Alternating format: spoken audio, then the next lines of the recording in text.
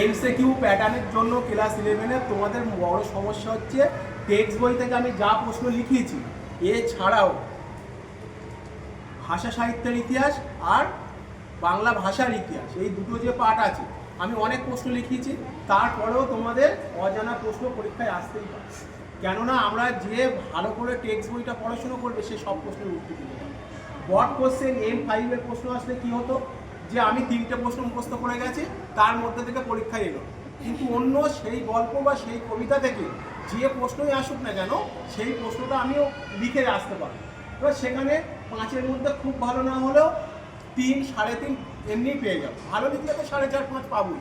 কিন্তু এমসিকিউর বেলা সমস্যা কী হয়, এমসিকিউ থেকে আমি যে প্রশ্নগুলো লিখেছি সেই প্রশ্নগুলো হয়তো দেখা যাচ্ছে আমি পরীক্ষায় পেলাম না, তাহলে অন্য প্রশ্ন আসতে পারে। একটা গল্পের ভিতরে 500 লাইন ধরেই প্রশ্ন আসতে পারে।